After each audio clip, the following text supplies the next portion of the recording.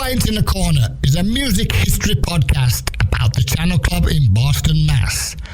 Dinky Dawson and Tony Raine are your hosts. They interview channel performers and workers, bringing out stories and memories of the great music and events that came through this iconic South Boston venue. Welcome to Two Pints in a Corner with Dinky Dawson and Tony Raine. Tony is still recovering from an illness earlier, and Sean's been with me for the last few weeks or so and doing a wonderful job. So Sean McNally is with us. Laurie and Sargent, John Ryder, Billy Beard, and Sean McNally. Face to face, and Sean's my compadre in the interview, and much appreciated because he's gone through all your stuff, and this is part two because we had a great week last week, but we had to continue because you got so much inside you guys that need to come out, and Sean's got to all the questions this week, and we're leaving it all to him. So take over, young man. No pressure at all. Hey, guys, thanks again for making the time for round two. I do appreciate it. You're welcome. Yeah. So basically, anybody who's listening, I would encourage you to go back. We had our first interview with these guys last week, and some good information on there. Unfortunately, Angelo is still busy on a gig, so he's not able to join us today. So who knows? Maybe we'll do a third version at some point. But just to kind of pick up off last week, and then we can go back and go over a couple different things if you guys don't mind. First of all, we didn't get into the genesis of the band. Please tell me who wants to volunteer this. How does New Hampshire College, fit into the mix of how this band forms? Well, so it's New England College, to be specific. New England College, sir. New England College, which is in Henniker, New Hampshire. The only Henniker on earth. The only Henniker on earth. And I graduated from high school a year ahead of time and was not prepared in September to go off to college. So I applied to a bunch of schools and then wound up going to Henniker in January of that year. And Angelo had already been there for a semester. And when he entered the second semester, I believe, was when he went to England. He was in Arundel at a sister campus of the school. And when he came back, I went to, it was just a sort of impromptu concert in one of the dorms. And I saw this guy play. It was the first time I'd ever seen him. And he was doing a duo set with another guy. And I was just floored. I had grown up playing drums and being basically in a cover band. I had one original band before that. But when I saw him perform, I just felt like it was magical, and I sort of wanted to get involved. And it turned out he had already kind of started a band, and I was more interested in pursuing guitar at that point. I'd been playing drums since I was 8, and I was sort of tired of it. But they didn't need another guitar player. They needed a drummer. So I went back home to New York, and I got my kit, and I came back up to New Hampshire, and we started a band in Henniker and played there all throughout the rest of our college career. And it's sort of that band split up, but I stayed in touch with Ange, and I had a job at a advertising agency for a little while doing graphic design, and the phone rings one day and he says, "Beardo, been thinking about this. I can't believe we're not even we didn't even try. We're going to turn 30 and never really tried for the music biz." And I quit my job a day later, and I moved over to Concord, New Hampshire. And we sort of got the band together and woodshedded in a house there, and eventually moved to Boston, I think in maybe late 79, early 80, somewhere in there. And we had a different singer at that point, and she made it in Boston for about 6 months and said she was going to quit. So she was out. And at this point, Stu, who was in the band, he said, "I remember there was this girl, I gave her guitar lessons up in New Hampshire." And Stu was a townie that lived in the neighboring town of Henniker. And he was a few years younger than us, so he was still a high school age when we were there. But already established as a great guitar player, and he had his own band called the Stu Review. And they were sort of competition for our college band. But eventually we got together. And anyway, he remembered this this woman, Laurie Sargent, who he had been giving guitar lessons to. And Laurie, you should take it from there. Oh, well, yeah, Stu reached out to me and told me that face to face who I, worshipped because they were a little older. And in my mind, as a townie from a small town of Hopkinton, in New Hampshire, I just adored them. And Stu had been giving me guitar lessons. And he said that Paula Dudley, or Paula Do Right, Paula Dudley was quitting the band, and they were holding auditions. And I can't believe they made me audition, but they did.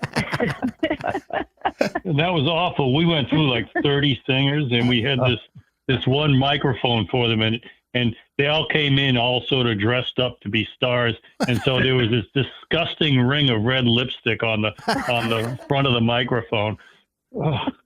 And they were awful. There were a couple of good ones, but they were generally awful. And then Laurie came in. It was like, God, So the bar was low. Yeah. It was a low bar, and I got the job, and it changed my life, and I'm very thankful. And our lives. It was between me and they narrowed it down between me and one other woman, and I still don't know who voted for who, but I have my suspicions. The other woman was an ex-Playboy bunny. You made a good choice. Guys. We did make a good choice. Really good choice. So that was kind of how the band started, and then it was just a question of because Laurie was still living in New Hampshire, so she had to move down and get the wheels rolling with local gigs. And back then it was like, I don't know, Jonathan Swift's and In Square Men's Bar, and you pick up your supporters along the way that help push it along. And we certainly. But eventually we got in with a good agent, right? Mm-hmm. It was Howie. Howie Case. Pretty Pauly. Yeah. We've Pretty Pauly was a major player in that time frame. I forget if I mentioned this in the first call, but I was when I was at Northeastern in the mid '80s going to school. I was like on the concert committee there, and I was booking most of the shows with the committee of people. And Howie was kind of the go-to, not just for like you guys, like for local bands. And he monopolized that whole market. He was very smart in that respect, honestly, because he knew the colleges had more money to spend on bands than they probably should have.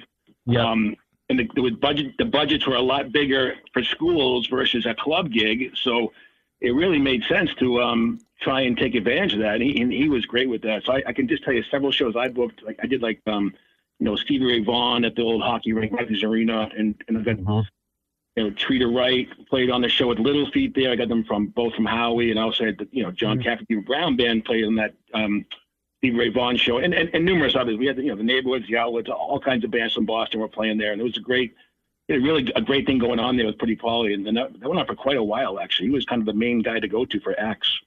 Yeah, for sure. Yeah, he got me lots of shows in the 70s in Henniker College where you were and all that stuff. We did the Birds in there, and Howie got all kinds of shows for us, and it was just unbelievable character too. Absolutely. Yeah, he's very smart. Howie and Gary Habib. Oh wow, Gary was the other guy in the office. He worked with us for a while. Yeah. And another funny thing, another weird coincidence about New England College in Henniker was that we recently lost a local great guy in David Johnston. And he was, when I registered for classes that first semester, he was the guy standing in line right in front of me. And we became fast friends. And then later, Carter Allen worked at the college radio station. Wow. And he became our roadie and a sound tech. We used his van all the time. So it was kind of funny. That's so cool. Cool. So, we always comes back to this like it's kind of a weird scene. It's like this Boston music scene it's big, but it's really small insular when you think about it. Just people just kind of, it's a very small city compared to other major markets in this country. But for what we had that time, my God, I think it'll go against anybody in the country, if not the world, for the best scene of the talent and this support system with the radio and the Phoenix and the college radio and there's so many clubs you could play back then. It was a cheap cover. It was cheap to live in Boston. It was just all the things were there to really make it an unbelievable scene at the time. We just didn't realize it at the time. So we were talking last time too about like memories of shows that maybe didn't play there, but when you attended shows as like a fan, or maybe you were helping out Roddy in the band. But I don't think we get your story, Billy, from you last week. Any bands or shows you remember from the channel that you attended as, just as a fan, or someone wanted to go there and check out a different band? I think the Neighborhood's probably like one of the best shows I've seen there. Sure. I remember a memorable night. I went to see Jesus and Mary Chain at some point, and just for curiosity's sake. And I remember walking in and listening for about an hour, and I felt like I had a splitting headache. I hated it. I wanted to get out. And I left, and I passed Brett Milano. And as I passed him, I go, "Oh my God, it gave me like the worst hangover ever." And he goes, "Yeah, but it was such a beautiful hangover, wasn't it?" That's great. That's so funny. It was pretty funny. And again, if anything pops up during the call, guys, feel free to step up and say something, because we always have a tendency to trip over different memories and it might trigger something else. But we did talk about the whole recording process before, and how that third album, the final one, Big Day, was probably, if not your best, I would think the most honest record. It was like the truest sound of what the band was, or what you guys had become at least. And I had heard that Polygram did want to do a second record with you guys, which would have been your fourth record, but it didn't come together, right? And I'm just kind of curious why, and any of you could take this question as far as like, was it just time, or you just didn't feel they were going to do a good job with the record? I'm kind of curious to know why that fourth record never came to fruition, so to speak. I have no recollection of Polygram wanting to do another record with us. If they, in my experience and what I recall, Polygram was never interested in us as a band. They signed us, and then we had been told that there was a rumor going around the label like that they were going to tank us. I mean, they did nothing, not one thing for us. So that's why, in my opinion, somebody else might have a different memory, but they tanked us. Wow. Even I was so excited when we made that record, because the River radio station had just come up and they were playing women. And it was like they were playing as many women, if not more, than men, which was a whole new thing. And I was like, yes, we have actually, I think this was when I made my record, so never mind. It wasn't, they hadn't started yet. I take that back. Just delete that part. But anyway, I don't take back that Polygram. We were offered decent tours, as opening acts, and they wouldn't fund a tour for us. And So if there had been someone there that wanted us, it would have been nice if they had spoken up. Does anybody else have a different recollection? Because I picked it up somewhere on the line. Maybe I read it on a board somewhere, but I could have sworn they did want to do a record. Billy, did you have any other idea about that, or is Laurie more? Never heard of that. Never heard that before. Wow. I heard of it. You did? I did. You just didn't tell the rest of us? Yeah, you. No, I think that things had progressed. Where our involvement with Jeff Kramer, with management, with everything that was going on, I think Dick Wingate at some point said we could still do another one. And I think to me, it felt like time. It was done. It was like, we didn't get support from the label. We were, you're just piling on debt on top of debt. You could never get out of it, no matter what. And I seem to remember that, but I'm mistaken. It's weird. Dude, are you on a wireless? You seem to go digital there for a minute. No, I'm on my mobile. Yeah. Okay. Yeah, you got kind of. We lost the last minute there, Billy. We don't remember. Oh, you were saying Really good stuff. Yeah. So it always is. So Billy, did you have like a better I'm just curious, like if it seemed like the word kind of got to you, but maybe not everybody else, said, hey, there's still interest, and then you guys had I don't think, my recollection is it wasn't put out like, hey, come on, you guys, let's do another record. I think Dick Wingate, who was running things at that point, and Jeff Kramer were like, we'd be willing to go in one more shot. Gotcha. And it just didn't feel in my mind, it didn't feel honest. Like it felt like a desperate last move somehow. Like I just didn't feel like we had the support of that label. No, it makes sense completely. That's interesting. Very interesting. It's interesting they didn't support you. You know, at them days they were supporting everybody that they could. Today you can't get a dime from them. They make you sign your life away and make you sign for your writing royalties. And now they've gone into all the stuff, the merchandise. They've got to have merchandise money. And it's just got out of control. And they're not backing bands anymore like they used to at all.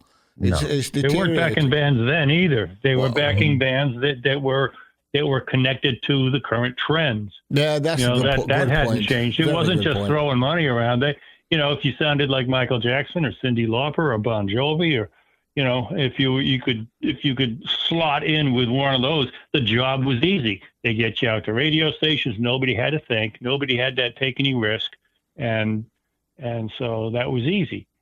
But it's so, if you wanted to have your own voice, and then you just had to like gig relentlessly until the public demand was so high that they kind of you had to create your own buzz. Yeah, that's the truth. That's it. That's what's going to do. Mm-hmm. I'm sure especially after your first record, the whole deal with fly to LA, and then we're ready. We're so anxious, and it just delays and delays and delays. It's just like it's amazing how powerful in a way labels were or could be if they wanted to be, if they really wanted to get behind a band. If you had like a real champion, at least a real champion on the inside that could really fight for you, it made all the difference in the world. Otherwise, if you're playing different departments, you say, we can't market this band, or how are they going to, they're not this, they're not that, how are we going to do it? And it just kind of gets put aside, and then it drags and drags, and here you guys out there just and can't wait till you're going, and you're just like, come on, what are we doing? What are we doing here, right? So I can totally understand the frustration, the whole record industry back then, for sure. So that makes sense. It's like Jenga. There are so many little tiny things that have to align and stay that way for the whole structure to be strong. Management, players, writers. That's one thing that set us apart from all of our contemporaries. I'll say it here is we had the writing. We had songs, we had content that was serious, and so that's what put us apart from all the others around us. Some guys had great shows, some guys had great soloists, some bands had great whatever, but we had all of that, plus we had the best content. We had look at Angela's lyrics in those first couple records, and Laurie's. She started writing, and she wrote, Place Called Home and Grass Grows Greener. On that last record, those songs still hold up today. Those are great songs. Absolutely. Absolutely.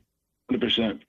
No, it's excellent stuff, for sure. I think, too, though, to add to it, it's funny how you forget a lot of this stuff, but it became such a big deal of like, what bin are we going to put that record in? Is that a rock record? Is it a dance record? Is it now it's like a country record? It's like, I think we had sort of dabbled in all of it. And by the time we were hitting our stride with One Big Day, it was sort of the Americana thing hadn't happened yet, or it was just teetering on the edge of happening, alt country, whatever. And I think that was clearly where Ant was leaning, and probably me too. But I think that became a real detriment. You're right. It's funny like that, Billy, you said. I remember seeing you guys listen to a Christian band at one point. Just how do you if not everybody falls into a perfect, bin, so to speak, right? So it's right. And unfortunately, I think that is part of, you want to give labels some credit, but at the same point, it's like I don't think they know how to handle certain bands. They just don't. Absolutely. And it's a shame because it's like there's a buzz about this band. They're really great. We love this and that about them, and then here come the marketing heads, here come the promotion people, and here come the and it's just like, okay, how are we going to push this band? And if there's someone that high enough up that just doesn't get it, it's just you're like almost doomed. It's such a shame. It's such a shame. It happens to so many bands. Yeah, and I think it's the push-pull between the artistry coming from within the band, right, and the opposite end of that, of the commercial desires of the label. Yeah, that makes sense. I really respect bands that were able to sort of stick to their guns, and this is what we do, and this will just leave a body of work. And I think for us, it was, the thing that we talked about Gordon Perry last week, who was working with Jimmy Iovine, and his whole expression all the time was, you got to get on base. You just got to get on base. Doesn't matter what you do, just got to get on base. Yeah. And it's like, it kind of does matter what you do, and it matters how the band synthesizes all of that. You know, it's really hard when other voices are whispering in your ear that you should do this or you should do that. You know, I always think about we kind of did get on base. We had a top 40 hit. We had this Hollywood movie, but then like anything else, whoever, you know, some people heard 10 and 8 and they stuck us in that bin.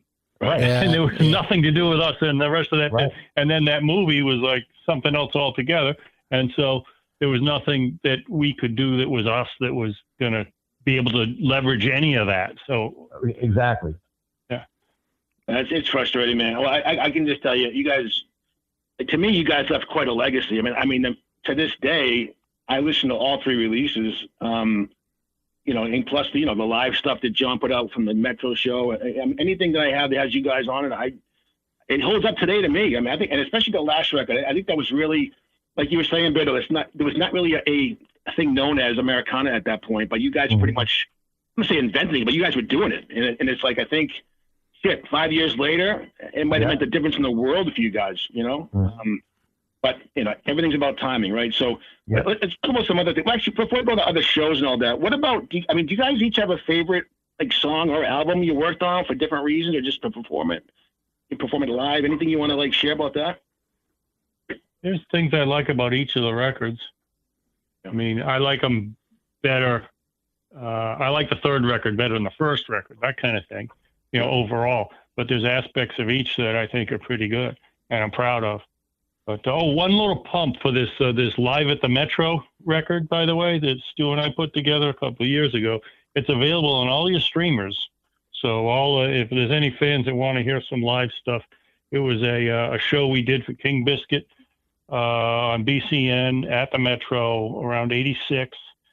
So none of the One Big Day material, but anyway, we were pretty proud of that. Hey, we're pretty good. We played pretty well together.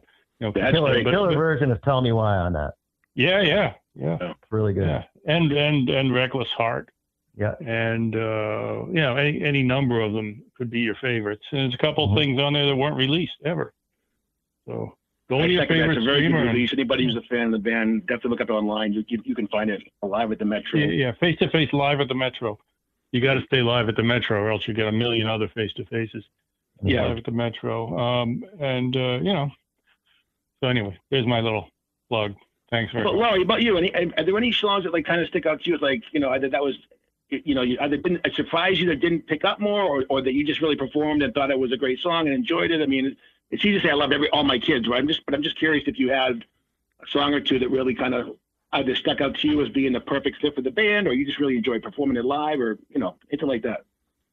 There was a song on, it's not necessarily my favorite song, but it was one of my favorite things that happened to make the recording, which was that Cyndi Lauper came in and sang on a song called The Fourth Watch. And Cyndi Lauper, for people who think that she's a ditzy, is one of the most amazingly powerful and versatile singers I have ever heard. And she came in, and she's also very small. She's short and small, and she comes in and just wails on this song. I still get goosebumps when I remember what it was like to be standing with her at the microphone, you know, and just her belting this song out. It was really great. She was like, "But Laurie, no one's going to know what The Fourth Watch is. Like, you got to say this song." Yeah. She's an incredible talent. That's awesome. I didn't know. That's a great story. That's awesome. Oh, she's an amazing singer. What you hear on her records is about 10% of her actual skill. Oh yeah. Absolutely. All the stuff after Girls Just Want to Have Fun was, I mean, just go back and listen to all of her stuff since. It's been fantastic. She can do many octaves. You know, she's really good at that. Yeah, she does have many octaves, and she can use overtones in her voice. So that's the note at once, and that you got it, Laurie. She can do the overtones. I like that. That's so yeah, true. yeah. And she was a label mate and became sort of a mentor to us for a year or so. Very cool. Billy, how about you playing behind the band? What songs do you kind of like to perform live, or just kind of had a special meaning to you, if anything? Well, I mean, I think on that last record, A Place Called Home, but there's another song on there called A Change in the Wind. Mm-hmm. And that to me was like, it's so poignant. It's so spot on for now to me. And I loved playing it. And it was interesting because the last record was Anton Steer, who's, you know, an incredible drummer. So it was being introduced to a lot of things that I had not been introduced to. And he was a troubled soul, but he was a great inspiration in a lot of it. Great. So I really liked that. I liked making the last record. Anton had the best puke face expression. Like if we played something and he didn't like it, we would finish playing and turn around and look through the glass, and he would just be sitting there with his face like his fingers would walk up his chest and hold his nose. Remember that? bless his heart. Can't you take some of these songs that you have from all three albums and from the live stuff and do a compilation on that? You know, the stuff that's really, really good off of them. Is it possible for you to do that and put an album out with all those particular songs on it that just all of you love, you know? I think it's hard to track down ownership. I mean, I've just heard some horror stories, people trying to get their stuff reissued. And I don't know if you guys have looked at this route at all, but I mean, I've heard horror stories from bands trying to go back and recreate or find their old tracks or reels, and it's just non-existent, or you just can't find anybody to talk to. Yeah. Well, the good thing is that Dick Wingate is an industry expert on digital rights. Mm-hmm. He signed us in both labels, although nobody at either of those labels exists anymore. Right. And nobody that ever worked there is working there. And there was no digital at that time. It was all analog still. So it's No, well, One Big Day was on a CD, but we recorded everything analog. Yeah. I was going to say, you did have at least one record that was reissued in the last, I don't know, decade or so, right? On a CD? Both of the first two were reissued at some point. I think from out of Japan. There was that would make sense. CDs. Yeah, the Epic ones, Epic Sony. Yeah. They did, something got sold, and so then they sent us all forms, release forms. That's all I remember. But that was, I just looked it up. Yeah, I think you're right, Billy. It's a Japan Epic Sony company called Wounded Bird Records. Yeah, exactly. How apt. No, yeah. At least they weren't dead birds. Yeah. So that was reissued in 2006 actually. So I guess you can, if you want to dig, you might be able to find the CD out there, but they are pretty rare even then. Let's talk about like live show memories. I mean, we did go over a bunch of the channel stuff. It's some pretty historic stuff you guys did there. The video shoot, obviously, you headlined a bunch of gigs. You had people like New Man was a common opener for you guys. Digby Figness. Oh man, there's a bunch of shows over the years. Rick Berlin obviously was a big fan of you guys. Skin. Any like channel, memories? I know you guys had a couple of New Year's Eve gigs, which is, I think you were actually the only band that played twice on New Year's Eve, actually, which is pretty cool. Yeah. I have a couple. One of them was, I had my my Harley days back. I was riding this beautiful black Harley I had, and Chachi LaPrette, the promotions guy from BCN, had this little TV show going on down some studio in Norwood. Oh, and yeah. We arranged for me to be, I was on my way to a sound check actually. And there we were. I come up from Brighton and I go and get up the ramp, and we're going down the central artery, and I'm riding right next to his driver's door. And he's got the window down. He's got a cameraman in the passenger seat. Oh, wow. And he interviewed me. He asked me like 3 questions by the time we got to South Station. I did an interview like that. Chachi. That's a good memory for sure. What could go wrong? Yeah. So, John, the Marianne Faithfull was at the channel, right? Right. Yeah. That was man, what a great memory that was. Yeah. She was incredible. I met her through some mutual friends, and sat down for coffee one time in Porter Square at the Dunkin' Donuts, and along the Muzak coming through, and she's telling me stories about, hanging with Jimmy and Mick, her friends, and she's telling me these stories, and the Muzak overhead starts playing this generic version of As Tears Go By. Oh, wow. we just looked at each other, and her face just kind of fell. Like, isn't this sad? Anyway, at that point, we were on our way to a rehearsal over in Fresh Pond at the rehearsal space that we had. So she rehearsed with us, I think, once or twice, maybe once, and then we had a lot. Broken English had already come out, right? That was kind of Broken English was long out. Yeah. It was already come and gone. It was her biggest song, and so we played that, and we played another one. It was a difficult reach for me as a bass player. I remember that, but we did these two songs, and it was the first time she hadn't performed in like 3 or 4 years at that point, so she was a nervous wreck. But when she walked on the stage, in fact, when she walked on the stage at rehearsal, she just got this command presence, and we all kind of had to, ooh, yeah, we got a new boss. You could just tell. And when she walked on stage at the Channel, it was like the place it was like church all of a sudden. We had royalty with us. And we knocked those songs out. It was just brilliant. The whole thing whole place felt elevated. Had she been advertising that show, John? Or did she just kind of show up? I don't think so. No. Amazing. I think that we weren't supposed to advertise it, but the word got out because I remember a big wig in the Boston music scene that would probably never have come to a face-to-face show was begging for a spot on the guest list. Because the show was sold out, and he knew that she was going to have a guest appearance, and I think it blew a lot of people's minds, including ours, that Marianne Faithfull was standing on stage with us. It was really cool. That's awesome. Awesome. I'm glad. Before we get back to the Channel, so you guys mentioned kind of like brushes with greatness. Obviously, Cyndi Lauper falls in that chart. Anybody else you guys did either collaboration in the studio or maybe on your tours? And I know, for example, like The Alarm. I know Mike Pierce was a big fan of you guys. Do you guys have any kind of you either join bands on stage during tours or any kind of special memory? Someone join you guys on stage? We had a special guest when we were recording the demo of a song for our last record, named Stephen Tallarico. Oh yeah, sure. One and only.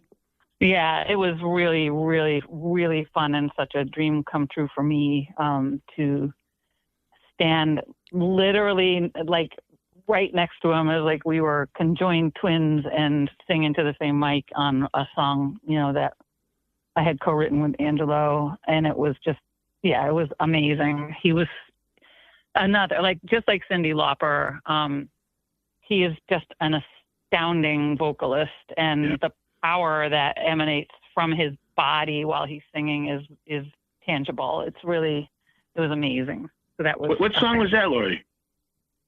It was a song called Ever Since Eve. And we put it on, between the time that we recorded the demos at a place that we used for our demo recording called Pyramid Sound in downtown Boston. It was owned by a wild character named Gene Bodio, who had a giant Rottweiler named Moose.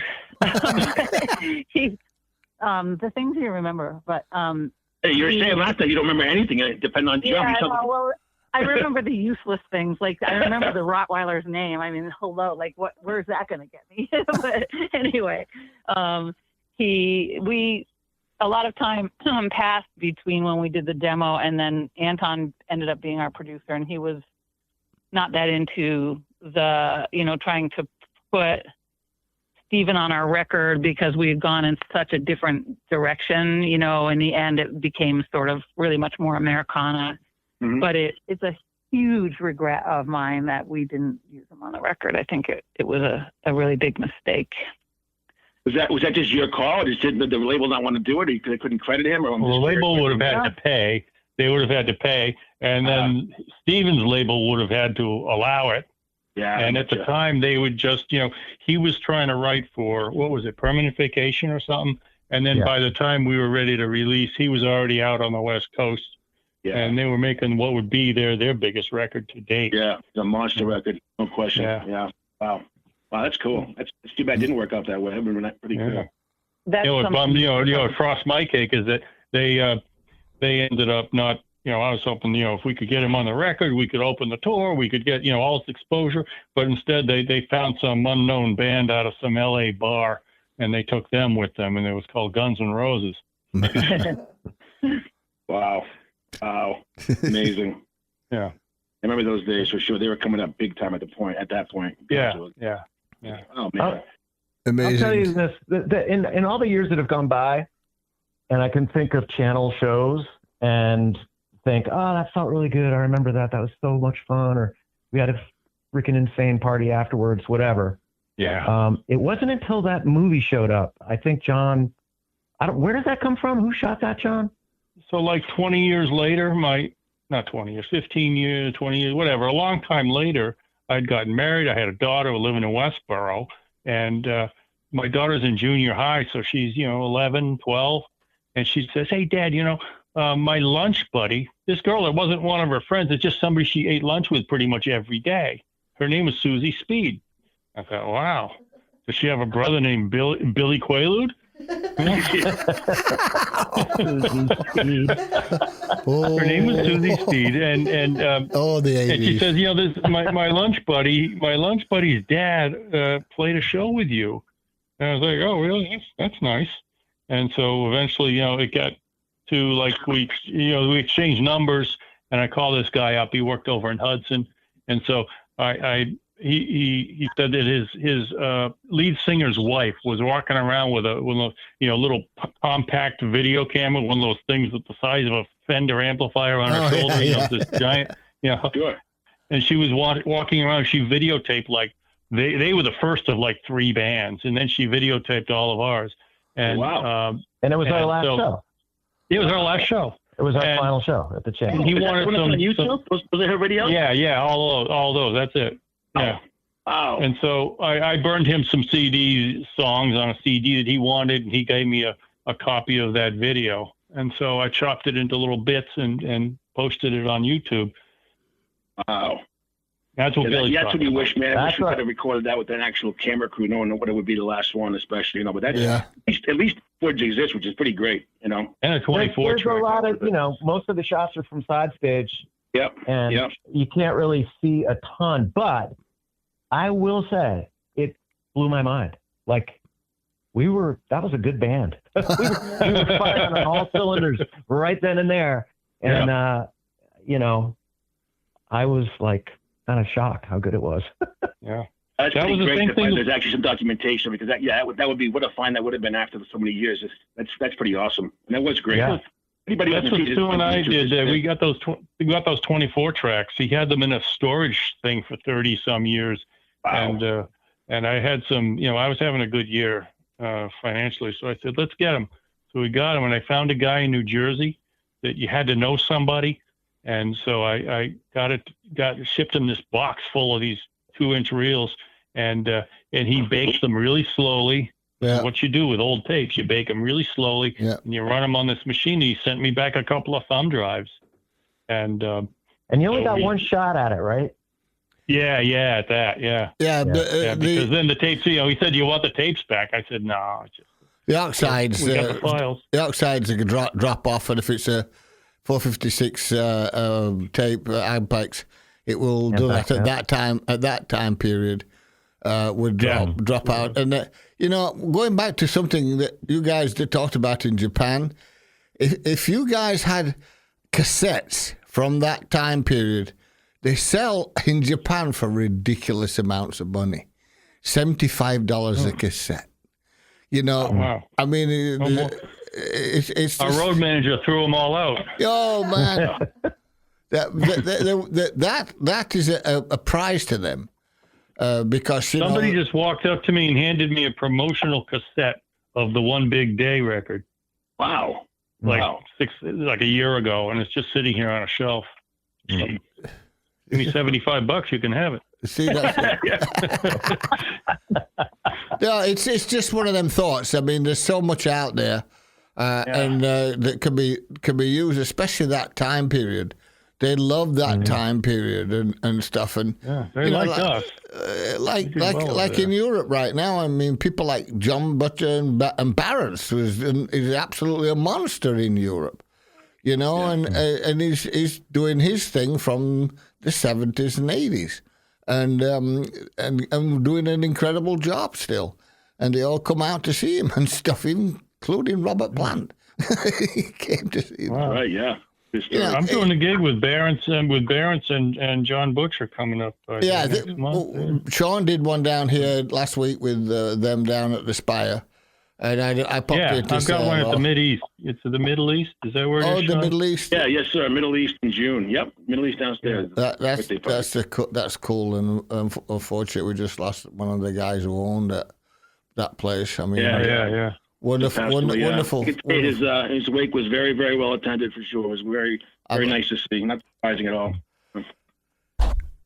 So, have you got anything planned from all the past that you put together as a compilation that you can do? That's what I'm trying to get at, because you've still got a lot of material that never really saw the light of day except for a few people.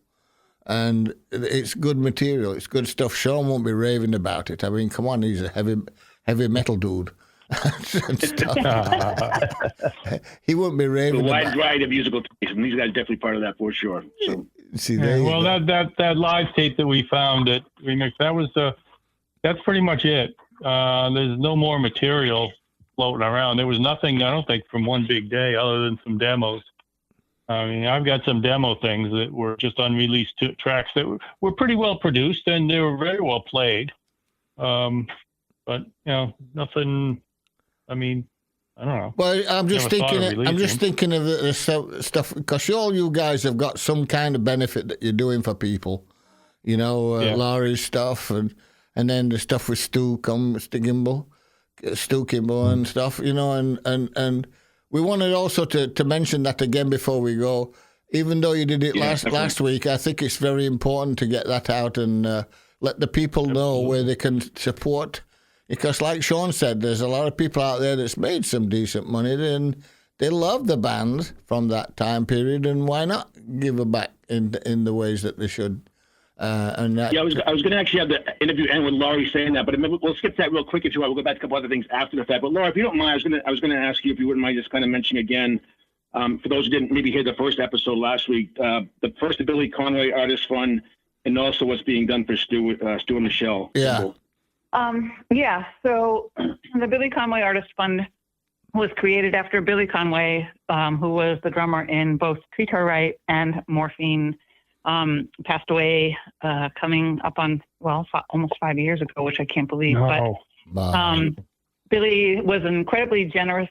He had great creative generosity. So when you played music with him, he had a grin that was just filling up your gas tank with joy for playing music. And we created this program to try to pass that creative generosity on to the marginalized community of Native Americans, particularly in Montana where we lived. So our program speaks out and finds emerging contemporary music creators from any of the Native nations in Montana. And it's been a blast to do. And we've had 2 amazing artists so far that are we're just trying to amplify them and shine a light on them. And it's been great. So people can donate to the Billy Conway Artist Fund online. It's easy to find, www.Billy Artist Fund. And then Stu Kimball, our musical brother, who we love very deeply, was diagnosed with early onset Alzheimer's several years ago, and his condition has, he's declining rapidly and is not able to perform anymore. His wife has been his primary caretaker, and they've just, it's being sick in America costs an incredible amount of money, which it should not, but it does. It's it will break you, and they are in the process of being broken by medical costs and hiring someone to come and stay with him and all of that. So on GoFundMe, there is a fundraiser for them specifically, and you can just go on and look for Stu and Michelle Kimball, and that's the fundraiser. It should be easy to find. Cool. Thank you for that, Laurie. Did it? Thank you. Thank you, Sean, for making a donation. I appreciate it. Oh, of course. Let's turn that. I want to turn to something that's more funny, to say the least, since I won't get any morbid ending to this interview here. But I know that we talked in the past about each of you guys have stayed in the music business, so to speak. I know there was a break there for John for a while. I want to talk about that in a minute. But you guys have a different projects you've been in, and I had to get back to you, Laurie, and please tell us about, I knew about Twyman and Orchestra Morphine, but the Chip Smith project. Please tell me about the Chip Smith project so people know about that.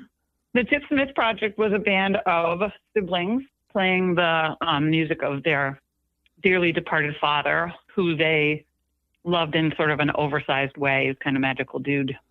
And father. Yeah, and then and after he died, all the kids were musical. They formed a band. They're touring all over the place, and it turns out that their dear daddy had been quite a philanderer and had created lots of little sons. He only had boys. They all over the country. So, and all of their mothers named them Chip after Chip. So when they started to discover each other, they would call each other. They would use a name that delineated what that person looked like or what they did. So there was, Wood Chip was a forester and Potato Chip was a farmer. And then we had Chocolate Chip, who was actually played by Kemp Harris, who is an amazing, brilliant musician in Cambridge. So we played these characters and made up these songs and told everyone that our daddy wrote them, and people actually believed us. And it was hard for Billy in particular because he's a true Midwesterner, and he had the hardest time lying. And people would be like, "Did your daddy really write all those songs?" And he would just look at me out of the corner of his eye, and I would shake my head, yes. That's awesome. That's a great story. Love that experience. story, yeah. So I do want to end up with you guys on the last show. The last show of the channel had to be difficult, I'm sure, and also pretty energizing to see the turnout, packed house, just, amazing all around. But I do want to get working at least all three of you on that. But I do want to start with John. John, tell me about that. You know, I talked about a week or two ago about your sobriety and the motorcycle ride that led up to that. But I just want to have you kind of give us that story first to start off, if you don't mind, because it was pretty amazing. Remember the old ad, you meet the nicest people on a Honda? The old TV ad from the 60s. Yeah. But I will say, you meet the nicest people in sobriety, too. I've made friends for life since then. That started in 1985. In 1988, the band was finishing up. Our last show was in October at the channel.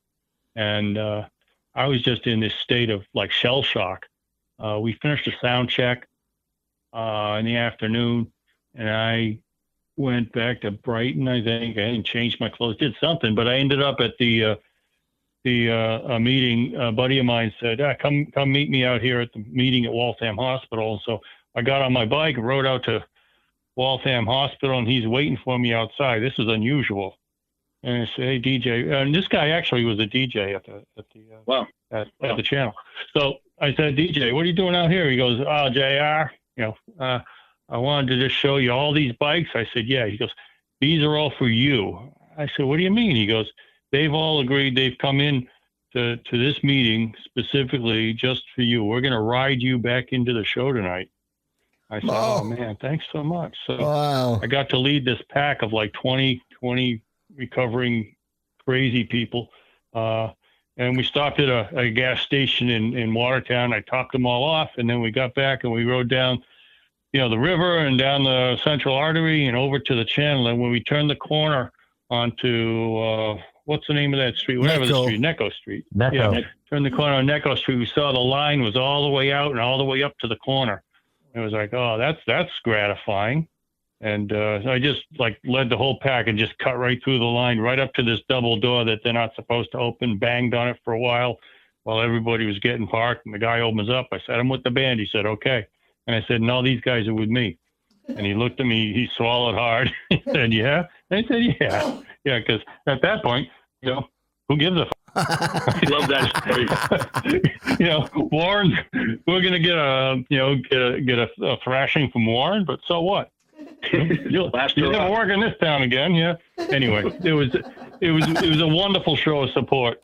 Oh, And, yeah. Yeah. Oh, yeah. Yeah. It really helped me a great deal because emotionally I was just a zombie.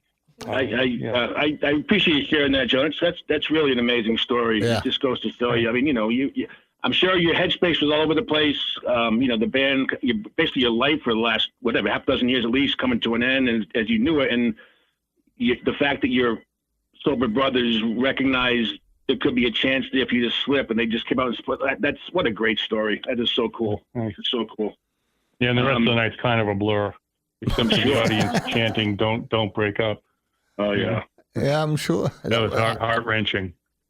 Yeah. Billy, what about you? The last show, memories, on stage before the show, leading up to the show. Just kind of curious where your head was at and your recollection.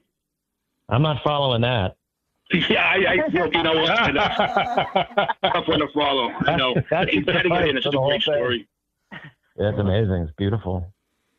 I can't really process whatever it was that I was feeling at that point. I think for my role in Face to Face, I sort of felt like I had the whole weight of everything on my shoulders.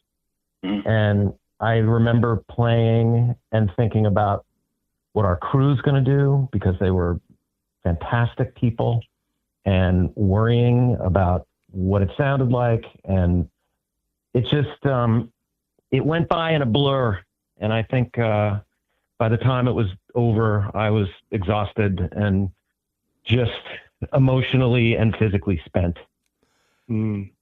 That night was Ultra Blue, Stephen Paul Perry, and Brian Washburn with me and the boys, and MC was our favorite, Mark Parento. Parento. Oh my God. Laurie, how about you? So that's me. Thanks, Billy. Appreciate that. Laurie, what about your recollection, or your, the whole thing leading up to and after kind of deal? The entire Boston Symphony Orchestra rode in a bus with me. And,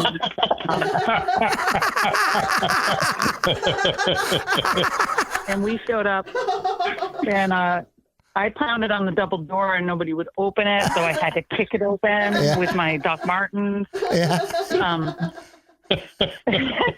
I love it. That was been Bootsmith, yeah.